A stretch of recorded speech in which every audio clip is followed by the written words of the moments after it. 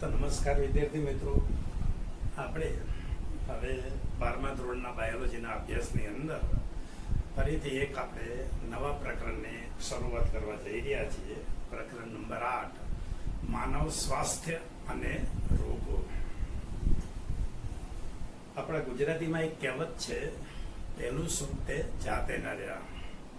આપણી પાસે સંપત્તિ હોય, સગવડતા હોય, ખૂબ જ પૈસો હોય, આ બધી વસ્તુ હોવા છતાંય જો આપણી પાસે સ્વાસ્થ્ય સારું ન હોય તો સારા સ્વાસ્થ્યના અભાવ વગર, સારા સ્વાસ્થ્યના અભાવની અંદર આપણને એ કોઈ પણ ભોગ વિલાસવાળી જિંદગી જીવવાની મજા આવતી નથી. પુષ્કળ પૈસો હોય પણ તમને ડાયાબિટીસ હોય, તમે સારું ખાઈ પી શકતા નથી. પુષ્કળ પૈસો હોય પણ તમને કેન્સર જેવી મહામારી થાય તો જે કઈ વસ્તુ હોય એનું તમને ભોગવટો કરવો તમને ગમતું નથી. તો એટલા માટે જ ગુજરાતીની અંદર કહેવત છે કે ભાઈ પહેલું સુખ તે જાતે ન રહ્યા. પહેલું સુખ તો એ હોવું જોઈએ કે આપણું શરીર શારીરિક અને તંદુરસ્ત રીતે હોવું જોઈએ. હવે આ તંદુરસ્તી એટલે આપણા શરીરથી જ સુખ હોય એટલું જરૂરી નથી. એની સાથે સાથે આપણે માનસિક રીતે પણ એકદમ સંતુલિત મગજ ધરાવતા હોવા જોઈએ, સારું વિચારી શકતા હોવા જોઈએ, સારી યાદશક્તિ હોવી જોઈએ. મુશ્કેલ ભર્યો પરિસ્થિતિ આવે, કોઈ તકલીફ આવે, દાખલા તરીકે અત્યારે મહામારી ચાલી રહી છે COVID-19ની, તો આવી પોઝિશનની અંદર તે આપણું મન એટલું સ્થિર હોવું જોઈએ કે ભાઈ ચલો સ્કૂલે નથી જવાતું, સાહેબ રૂબરૂ નથી આવતા, વિડીયોના માધ્યમથી તો ભણાવે છે ને, હું થોડીક વધુ મહેનત કરીશ, જ્યારે આવશે ત્યારે ડિફિકલ્ટી હશે તો હું સારી રીતે સોલ્વ કરી લઈશ. તો આ બધી બાબતો જે છે એ તમે સારી રીતે નોંધી શકો છો. તો સારા સ્વાસ્થ્યની સાથે સાથે આ એક બાબત પણ આપણે બરાબર નોંધવા જેવી છે કે ભાઈ પહેલું સુખ તે જાતે ન રહ્યા. અને મેં તમને કીધું કે ભાઈ શારીરિક રીતે અને સાથે સાથે માનસિક રીતે સ્વસ્થ હોવું ખૂબ જરૂરી છે. એ સાથે સાથે એક સામાજિક સુખ પણ જરૂરી છે. તમે જોજો કે ઘરની અંદર કોઈ પણ બાબતમાં ઘરની અંદર કઈ કજિયો કંકાસ થતા હોય, અવાજ બહુ આવતું હોય, ઘરની અંદર આપણા વાંચવા માટેનો રૂમ સારો ન હોય, કોઈ પણ રીતે આપણે સામાજિક રીતે સમાજમાં જે રહેતા હોય ત્યાં માની લો કે હુલ્લડ થતા હોય કે આવો રોગચાળો ફેલાયો હોય તો આપણે સામાજિક રીતે સ્વસ્થ રહી શકતા નથી. તો અત્યારે આપણને બહાર નીકળતા કેમ બીક લાગે છે? રોગચાળાનો ભય લાગે છે. તમે ને હું નિશાળની અંદર, સ્કૂલની અંદર કેમ નથી મળી શકતા? સામાજિક રોગની સમસ્યા છે એટલા માટે. તો ખાલી શારીરિક તંદુરસ્તી હોય, દાખલા તરીકે તમારા શરીરમાં રોગ નથી એટલે તમે રોગી નથી એટલેથી વાત પતી જતી નથી. માનસિક રીતે પણ સ્વસ્થ હોવા જોઈએ અને સામાજિક રીતે પણ તમે સારું સ્વાસ્થ્ય ધરાવતા હોવા જરૂરી છે. દાખલા તરીકે આપણી ચોપડીના પ્રસ્તાવિક ચર્ચાને આપણે ધ્યાનમાં લઈએ તો પ્રસ્તાવિક ચર્ચામાં એમ કે છે કે આપણું આયુર્વેદિક વિજ્ઞાન અથવા તો ગ્રીક સમયમાં જતા રહો તો હિપોક્રેટ સમયની અંદર એવું માનવામાં આવતું કે ભાઈ આપણા શરીરમાં વાત, કફ અને પિત્ત, વાત, કફ અને પિત્ત, ત્રણ વસ્તુ જો નિયંત્રણમાં રહે તો આપણું શરીર તંદુરસ્ત કહેવાય, નિયંત્રિત કહેવાય. સાથે સાથે આપણા શરીરની અંદર માનસિક અવસ્થા પણ, માનસિક સંતુલન પણ સારી રીતે જળવાય છે. તો એવું કહેવાય છે આયુર્વેદિક અને હિપોક્રેટ્સની અંદર, જે ગ્રીકનો સમય છે એની અંદર કે ભાઈ વાત, કફ અને પિત્ત કંટ્રોલમાં રહેવું જોઈએ. એવી એક શુદ્ધ વિચારધારા હતી ત્યારે કે ભાઈ કાળું પિત્ત ધરાવતો હોય એ વ્યક્તિ ગરમ મિજાજનો હોય, એના શરીરનું તાપમાન વધારે હોય. પણ ત્યાર પછી શરીર પરિવહન એટલે લોહી પરિવહનનો અભ્યાસ કરનાર વિલિયમ હાર્વે જ્યારે થર્મોમીટરની શોધ કરી ત્યારે સાબિત થઈ ગયું કે ભાઈ કાળો પિત્ત ધરાવનાર દરેક વ્યક્તિનું શરીર ગરમ હોતું નથી, ગરમ મિજાજનો હોતો નથી. ઘણી વાર કાળો પિત્ત હોવા છતાં પણ એનું શરીર ઠંડુ હોય એવું બને. તો એ સમયે આ શુદ્ધ વિચારધારા હતી, કોઈ પ્રયોગાત્મક આધીન નહોતી. બસ એકબીજાના રોગો આપણે જોઈએ, અનુભવીએ, વિજ્ઞાન નહોતું. વ્યવસ્થિત ભણતર નહોતું, પણ જે આપણે જોઈએ અને અનુભવે, હું તમને કહું, તમે બીજાને કહો, એવી રીતે મેળવેલું જે એક શુદ્ધ વિચારધારા હતી. થોડોક સમય ચાલી, પણ થર્મોમીટરની શોધ પછી બદલાઈ ગઈ. તો એની સાથે સાથે હવે આપણે કેવા યુગમાં જીવીએ છીએ કે જેમાં જીવ વિજ્ઞાનનું વ્યવસ્થિત જ્ઞાન છે, જેમાં વિજ્ઞાન તમે પ્રથમ ધોરણથી જ સારી રીતે ભણતા આવ્યા છો. એક એવી વસ્તુ તમારી પાસે છે કે જે તમે વિશ્વસનીય છે, તમે એની પર વિશ્વાસ રાખી શકો છો. તો આવા સ્વાસ્થ્યની સાથે સાથે આ બાબત આપણે જો સમજવી હોય તો એમ કહેવું હોય તો કહેવાય, આ બાબત સમજવા માટે કે ભાઈ આપણા શરીરની અંદર જે જુદા જુદા જે પરિવર્તનો, જે ફેરફારો થતા હોય છે, પછી બેક્ટેરિયાથી થતા હોય, કૃમિજન્ય કારણો હોય, આ બધા જુદા જુદા જીવાણુ, એનાથી થતા રોગો છે, માનસિક રોગો હોય. તો એમ કહેવું હોય તો કહેવાય કે ભાઈ અત્યારના જે વિજ્ઞાનની આધુનિક શોધ થયા પછી હવે વિજ્ઞાન એમ માનતું થયું કે ભાઈ દરેક વ્યક્તિના અંદર, શરીરની અંદર ચેતાતંત્ર અને અંતઃસ્ત્રાવી તંત્ર, એ બેનું જો બરાબર સરસ રીતે નિયંત્રણ થતું હોય તો એના નિયંત્રણથી આપણી રોગ પ્રતિકારક શક્તિ નિયંત્રણમાં રહે છે.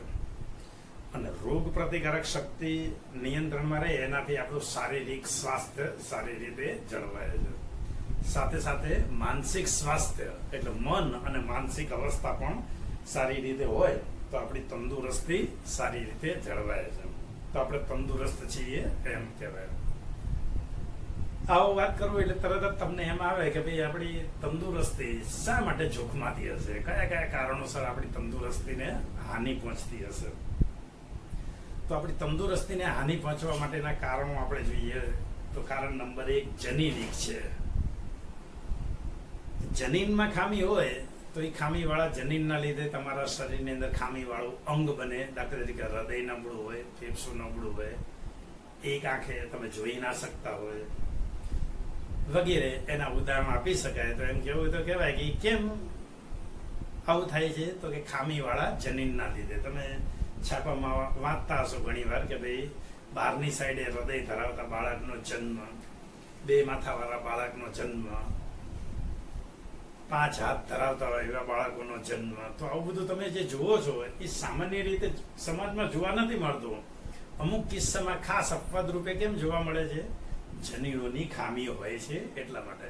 ખામીયુક્ત જનીનો હોય તો એનાથી ખોડખાપણવાળા અંગો બને, અને ખોડખાપણવાળા અંગો બને તો એનાથી જે રોગ થાય એને જનીનિક રોગ કહેવાય. આગળ આપણે આનુવંશિકતાના પાઠની અંદર આપણે અભ્યાસ કરીશું ત્યારે સિકલ સેલ એનિમિયા છે, હિમોફિલિયા છે, એવા બધા રોગો જોઈશું કે જે જનીનિક ખામીથી સર્જાતા રોગો છે. ડાયાબિટીસ છે.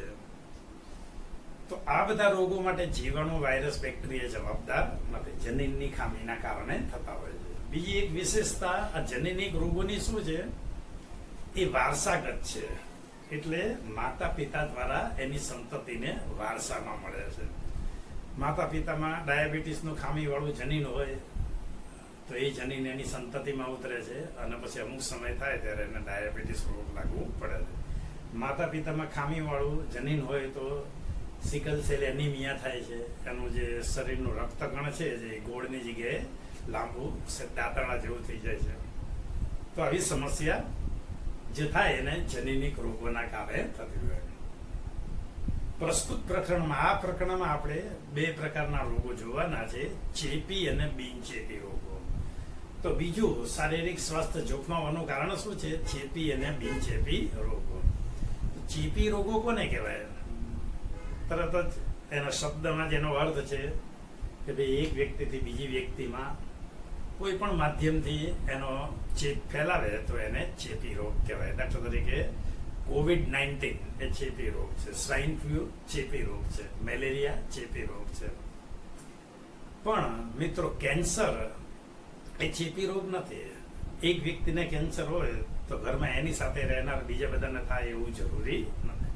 તો એનો સમાવેશ શેમાં થાય છે? બિનચેપી રોગોમાં.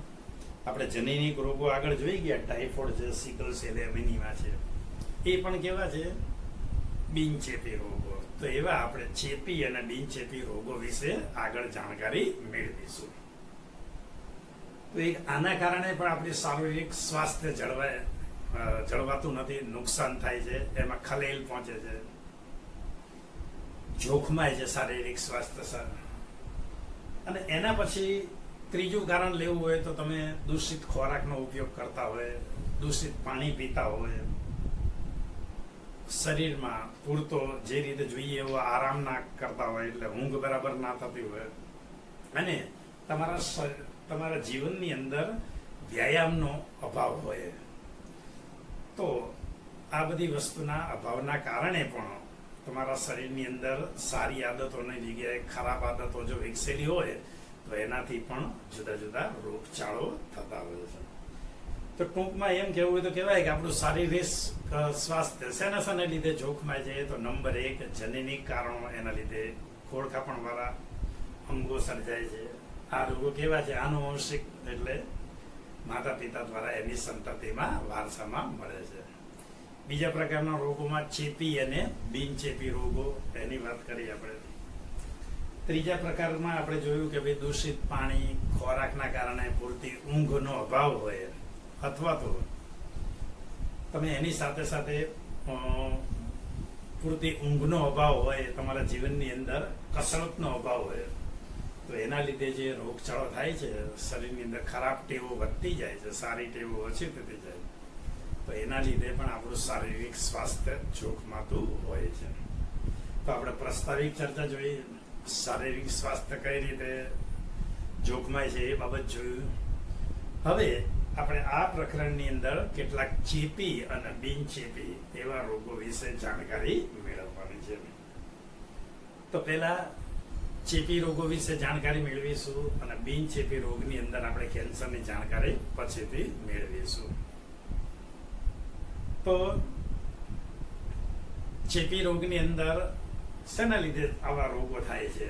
તો આવા રોગો બેક્ટેરિયાના કારણે થાય છે, વાયરસના કારણે થાય છે, પ્રજીવના કારણે થાય છે, જીવાણુને લીધે થાય છે, કૃમિજન્ય રોગો હોય છે, ફૂગથી ફેલાતા રોગ હોય છે.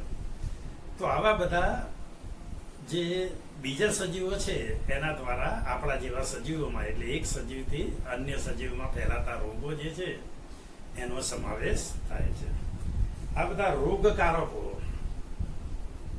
એ વિચિત્ર રીતે અનુકૂલિત થઈ ગયા હોય છે કે આપણા શરીરમાં નીચી પીએચ હોય, એટલે કે એસિડિક પીએચ માધ્યમ. એસિડિક પીએચ માધ્યમ શા માટે છે? તમારા ખોરાકની અંદર દૂષિત ખોરાક ખાતા હોય તો જીવાણુને મારી નાખે, ફૂગને મારી નાખે, એના માટે. તો કેટલીક ફૂગ, કેટલાક જીવાણુ મળતા નથી અને શરીરમાં દાખલ થઈને રોગચાળો ફેલાવે છે. સારું, આની સાથે સાથે શરીરમાં ફેલાવીને જે રોગચાળો ફેલાવે છે એવા રોગોની અંદર દાખલ થઈને આપણા શરીરની અંદર આ એક પ્રકારનું માધ્યમ જે હોય છે, એક મેં તમને કીધું કે ભાઈ પીએચ નીચી હોય, એસિડિક માધ્યમમાં પણ જીવી શકે. કેટલાક સજીવો એવા હોય છે કે આપણા શરીરમાં કોઈ પણ વસ્તુ પાચન માર્ગમાં દાખલ થાય તો આપણને ખ્યાલ છે પાચક તીવ્ર ઉત્સેચકો ઝડપતા હોય છે. તો એવા ઉત્સેચકોનો પણ પ્રતિકાર કરી શકે છે. એટલે પ્રતિકાર કરીને એવા માધ્યમની અંદર પ્રવેશી જાય ત્યારે રોગ લાગુ પડે છે. તો 11મા ધોરણમાં પાચન અને અભિશોષણમાં જોયું હતું કે આવા બધા જે મેં તમને કીધું ફૂગ, બેક્ટેરિયા, વાયરસ, પ્રજીવ, જીવાણુ દાખલ થાય એટલે બધાને રોગ થાય એવું જરૂરી નથી.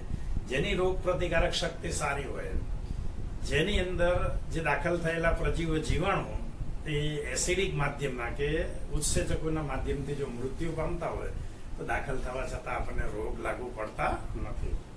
પણ એમાંથી કેટલાક જીવાણુ જો નીચી પીએચ જીવી શકે એવા હોય, નીચી પીએચની સાથે સાથે નીચી પીએચની સાથે સાથે જો ઉત્સેચકોનો પણ પ્રતિકાર કરી શકે એવા હોય તો આપણા શરીરની અંદર દાખલ થઈને રોગચાળો ફેલાવે છે. તો આવા કેટલાક રોગો શેના દ્વારા ફેલાય છે, એના લક્ષણો શું છે, એનો ઈલાજ શું છે, ફેલાવો કઈ રીતે થાય છે, આ બધી બાબતોનો આજે આપણે અભ્યાસ કરવા માટે ભેગા થયા છે. તો સૌથી પહેલા આપણે જીવાણુ વડે થતા રોગોનો અભ્યાસ કરીશું. એમાં 2 રોગનો અભ્યાસ કરીશું, ટાઇફોઇડ અને ન્યુમોનિયા. તો ટાઇફોઇડ અને ન્યુમોનિયા કેવા રોગ છે? જીવાણુ દ્વારા એક વ્યક્તિથી બીજી વ્યક્તિમાં ફેલાય છે. તો સૌ પ્રથમ ટાઇફોઇડ જોઈએ. તો ટાઇફોઇડ નામની જે બીમારી છે એ શેના દ્વારા થાય છે? તો સાલ્મોનેલા ટાઇફી નામના બેક્ટેરિયા દ્વારા થાય છે. જીવાણુનું ઉદાહરણ છે સાલ્મોનેલા ટાઇફી દ્વારા. કેવી રીતે ફેલાવો થાય છે? દૂષિત આહાર, પાણી દ્વારા આંતરડામાં દાખલ થાય છે. આંતરડામાંથી લોહીમાં જાય છે અને લોહીમાંથી અન્ય અંગો સુધી પહોંચે છે. તો તમે વાસી ખોરાક ખાતા હોય, આપણા ઘરની અંદર ઘર માખી છે એ બીજે બધે વાસી દૂષિત ખોરાક કેવી રીતે થાય? તો કોઈને ટાઇફોઇડ થયો હોય, એના મળ ઉપર બેસેલી કે મળમૂત્ર ઉપર બેસેલી માખી આપણા ખોરાકમાં બેસે, પાણીમાં બેસે, ત્યારે એ દૂષિત થાય છે. એની અંદર સાલ્મોનેલા ટાઇફી દાખલ થાય. તેમ કરીને આપણા પાચન માર્ગમાં પહેલા સાલ્મોનેલા ટાઇફી પહોંચે છે. ત્યાંથી ક્યાં પહોંચે છે? આંતરડામાં. આંતરડામાંથી ક્યાં પહોંચે છે? લોહીમાં. અને લોહી તો બધે ફરે છે. એના તરફ શરીરના અંગોની અંદર એનો ફેલાવો થતો રહે છે. શું છે લક્ષણો? ટાઇફોઇડ થાય તો ખબર કેવી રીતે પડે? તો એક તો તીવ્ર તાવ આવે. એની નિશાની એ છે 30 થી 40 ડિગ્રી સેલ્સિયસ જેવો, એટલે 100, 102, 103 જેવો તાવ આવે છે. તો ગમે એવી ટ્રીટમેન્ટ કરો તો પણ તાવ જલ્દી કંટ્રોલ થતો નથી. તો એવો રોગ હોય તો ટાઇફોઇડ હોવાની સંભાવના છે. શરીરમાં નબળાઈ લાગે, પેટનો દુખાવો થાય, કબજિયાત થાય, માથું દુખવું, ભૂખ ના લાગવી. તીવ્ર સ્થિતિની અંદર આ રોગ બહુ લાંબો સમય ચાલે, તમે સારવાર ન કરો અને ધ્યાન ન દો એની ઉપર, તીવ્ર સ્થિતિની અંદર આ રોગ આંતરડાની અંદર જખમો એટલે કાણા પાડી દે છે. અને એ વસ્તુ ક્યારેક ટાઇફોઇડમાં મૃત્યુનું કારણ પણ બની શકે છે. અત્યારે ટાઇફોઇડ બહુ સામાન્ય રોગ ગણાય છે. દવા લો એટલે મટી જાય છે, પણ જો એની યોગ્ય સારવાર અને કાળજી લેવામાં ન આવે તો આ રોગમાં મૃત્યુ થવાની સંભાવના રહે છે. એનું નિદાન કેવી રીતે થાય? તો વિડાલ ટેસ્ટ દ્વારા. ડોક્ટર પ્રિસ્ક્રિપ્શનમાં શું લખે છે? તમારું નામ લખીને વિડાલ ટેસ્ટ લખે છે. લેબોરેટરીની અંદર બ્લડનો નમૂનો લઈ અને એની અંદર જો સાલ્મોનેલા ટાઇફી હાજર હોય તો વિડાલ ટેસ્ટ ઇઝ પોઝિટિવ લખેલું આવે તો ડોક્ટર તમને જાણ કરે છે કે ભાઈ તમને ટાઇફોઇડ થયો છે. બીજું એક સરસ રસપ્રદ ઉદાહરણ એમાં જોવા મળે એ છે મેડમ મેરી મેલોન, જેને ટાઇફોઇડ મેરી તરીકે પણ ઓળખવામાં આવે છે. આ એક વ્યવસાયે રસોઈયણ સ્ત્રી હતી. જુદા જુદા ઘરની અંદર ખોરાક રાંધવા માટે જતી હતી. હવે એને પોતાને ટાઇફોઇડ હતો. તો એ રાંધવાના કારણે, સંસર્ગના કારણે જ્યાં જ્યાં એ ખોરાક બનવા રાંધવા માટે જતી હતી એ જગ્યાએ બધો ટાઇફોઇડ વાળો દૂષિત ખોરાક કરતી, પાણી કરતી દૂષિત. અને એવું પાણી જ્યાં જ્યાં ખાધું પીધું એ લોકોને ટાઇફોઇડ નામની બીમારી લાગુ પડે. તો આ મેડમ મેરી મેલોન એટલે ટાઇફોઇડ મેરી તરીકે ઓળખાતો આ રસપ્રદ કિસ્સો છે. એ પણ ટાઇફોઇડ રોગ સાથે જોડાયેલો છે. તો આ રોગ વિશે એક આપણે જાણકારી મેળવી. Number 2, pneumonia. ન્યુમોનિયા એ પણ જીવાણુથી થતો રોગ છે. કોના દ્વારા થાય છે? તો હિમોફિલસ ઇન્ફ્લુએન્ઝા અને સ્ટ્રેપ્ટોકોકસ ન્યુમોનિયા દ્વારા થાય છે. ન્યુમોનિયા શેના દ્વારા થાય છે? હિમોફિલસ ઇન્ફ્લુએન્ઝા અને સ્ટ્રેપ્ટોકોકસ ન્યુમોનિયા. આ પ્રકારના જે બેક્ટેરિયા હોય છે એ ન્યુમોનિયાનો ચેપ ફેલાવે છે. ન્યુમોનિયાનો ચેપ પેલા કેવી રીતે ફેલાય છે? તો ન્યુમોનિયા વાળો વ્યક્તિ જો છીંક ખાય તો છીંક દ્વારા એના ગોલકો, બિંદુકો, જેને એરોસોલ કહે છે, તો એવા માધ્યમ દ્વારા બહાર એના જીવાણુ ફેલાય છે. અત્યારે COVID-19 પણ એ જ રીતે ફેલાય છે, એટલે આપણે માસ્ક પહેરીએ છીએ. તો એ જ રીતે માસ્ક પહેરવાના લીધે જો ન્યુમોનિયા વાળા વ્યક્તિના સંપર્કમાં આવો તો એને પણ તમે રોગી શકો છો. તો પહેલા નાસિકા છિદ્ર દ્વારા, નાક દ્વારા, શ્વસન માર્ગ દ્વારા દાખલ થાય છે. ચલો, તો એ પહેલા દાખલ થઈને નાસિકા કોટર, પછી શ્વાસ નળીમાં જાય છે અને પછી જે ફેફસા સુધી ઊંડે જઈને ખરાબ અસર કરે છે. ફેફસાની અંદર જે વાયુ કોષો છે એનું પાચન કરીને એક પ્રકારનું પરવું પેદા કરે છે. એટલા માટે ન્યુમોનિયા રોગ જોવા માટે ડોક્ટર એક્સરે પડાવે છે. તો એક્સરેમાં કેટલી ખરાબી છે, કેટલા ટકા ન્યુમોનિયા છે એનું નિદાન કરવામાં આવે છે. અને વધારે ખરાબ અવસ્થા હોય તો તમને સારો એવો આરામ કરવાની સલાહ પણ આપે છે. લક્ષણો શું છે? તેમાં તાવ આવે છે, ઠંડી લાગે છે, કફ થાય છે અને સતત માથું દુખતું હોય એવું જોવા. આમાં પણ તીવ્ર સ્થિતિની અંદર હોઠ, આંગળીઓ, નખ, તો હોઠ, આંગળીઓ, નખ જે છે એ ભૂખરા રંગના થઈ જાય છે.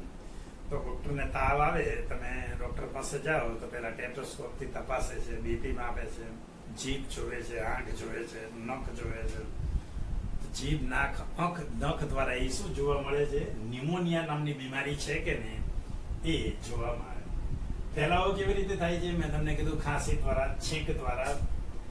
એઠા એવા દૂષિત વ્યક્તિથી પીડાતા હોય, એટલે એવા દર્દી હોય, એના એઠા ગ્લાસનો ઉપયોગ કરો, વાસણનો ઉપયોગ કરો, તો એના દ્વારા સ્ટેપ્ટોકોકસ ન્યુમોની અથવા ઇન્ફ્લુએન્ઝા ન્યુમોનિયા તમારા શરીરની અંદર દાખલ થઈ જાય અને તમને ન્યુમોનિયા નામની બીમારી હોય. તો ન્યુમોનિયા અને ટાઇફોઇડ કેવી બીમારી છે? જીવાણુ દ્વારા થતી બીમારી. તો જીવાણુ દ્વારા ફેલાતી અન્ય બીમારી એક છે અતિસાર, મરડો. કોર્સમાં નથી, ખાલી નામ છે. એક પ્લેગ, ડિપ્થેરિયા. તો અતિસાર, જેને મરડો કહેવાય, પ્લેગ, ડિપ્થેરિયા, એ પણ શું છે? જીવાણુ દ્વારા ફેલાતી બીમારી છે.